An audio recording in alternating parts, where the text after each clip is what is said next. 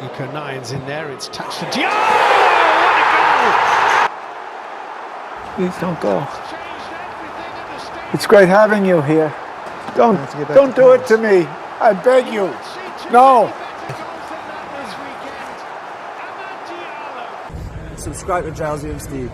Alright everybody, welcome back to another video on the channel. This is for the second leg, Luton versus Sunderland.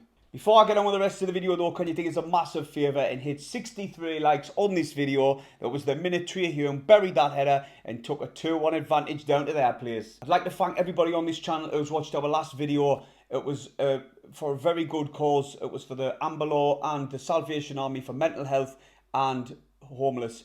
We did that and it was a really good day. The video was good. We brought some comedy to it and it was quite funny. Obviously Stephen played in that game. And I recommend you just go and watch it after this video. Right, so this season for me, right, it's been an absolute pleasure and a joy to watch this team. I absolutely love every single one of them. The effort, the show when they're on the pitch, that's all us Sunderland supporters want. We want a team that can fight for the badge. And every one of these do.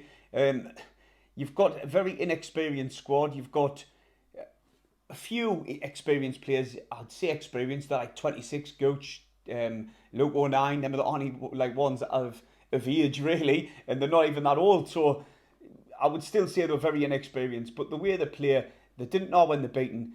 The thing is for me, right, there was no expectation for these players to finish where they have.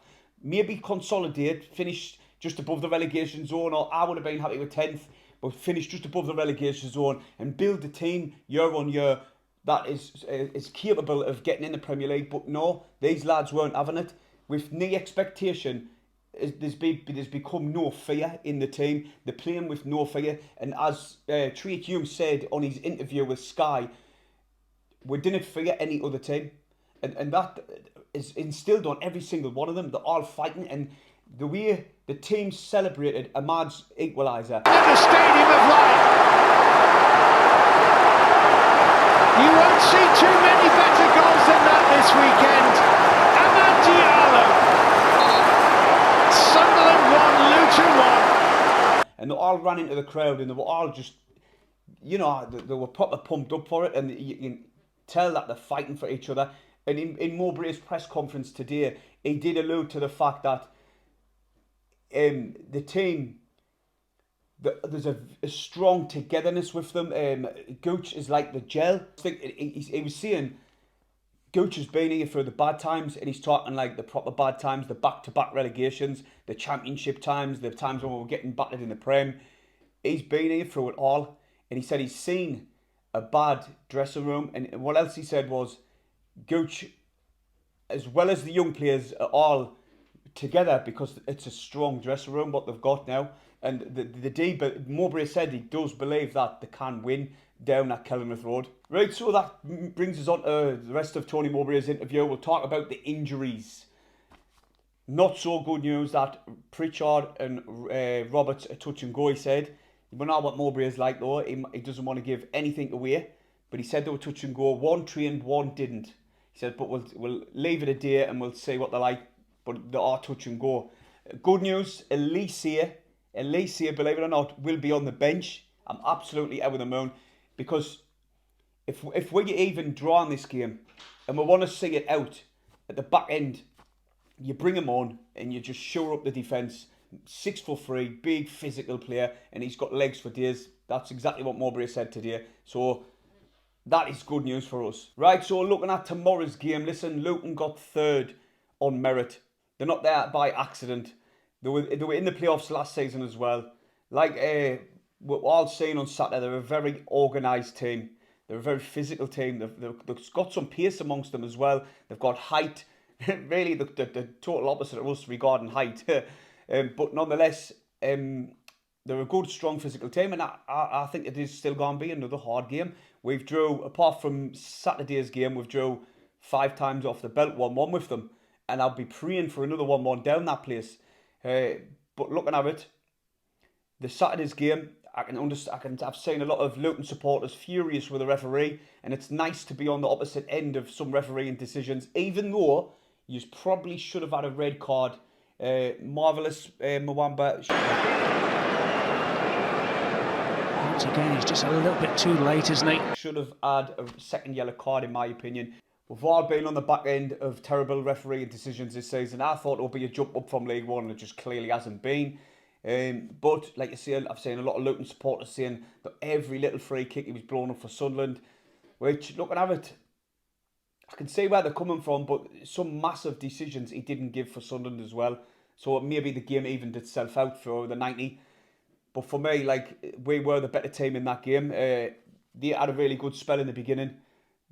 To be honest, we grew into the game, and then we started to get a foothold, and we did look the better team, even though they did probably score for the run of play, to be honest. Obviously, the ball came in. Patterson sort of made a good save, and then it dropped straight at Adebayo. And I've said in my preview before that he's going to be a threat, and we've got to keep an eye on him. He finished the back end of the season strong, scoring goals, and he scored a goal as well, obviously, on Saturday. But then you've got to look at Ahmad's goal. I tell you what, when Pritchard rolled that ball, I thought, what is he doing? And then as soon as Ahmad kicked it, I knew it was in.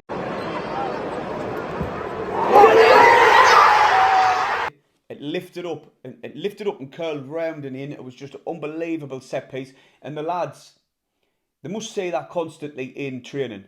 Allow him to just, roll it forward. Go on, have a crack at that. And he must be oozing confidence just to try that, especially in front of all of them supporters, wanting to put that in the top corner and having the balls to dig it. And he did, and he took his chance class. And like I said in the intro, it's going to be a shame when he does leave. Hopefully, if we gan up, we can get him back again. But anyway, that's by the by.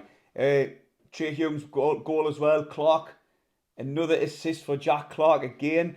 The ball comes out to him on the left, and he just puts an absolute belter of a ball in. But that was Trey Hume getting all the way up the pitch to put it in the 63rd minute. We weren't chasing the game, but it was 63 minutes. It was early on, really, in the second half. And he finds himself right up the pitch and putting it away.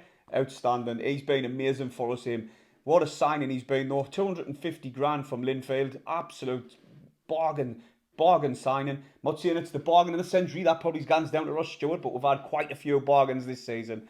And it's just an amazing place we find ourselves. Like I keep saying, we've over-accomplished. And I tell you what, it hasn't been, I haven't been to the stadium like that since, I'd probably say the Sheffield Wednesday game. Oh! Yeah! Oh my God! That's when it felt like such importance to the game, and the fans got on board with it, and they went and supported the team, and they were loud all game, and it was mint. It was absolutely amazing atmosphere. I loved it. It was a hot day. It was just amazing day.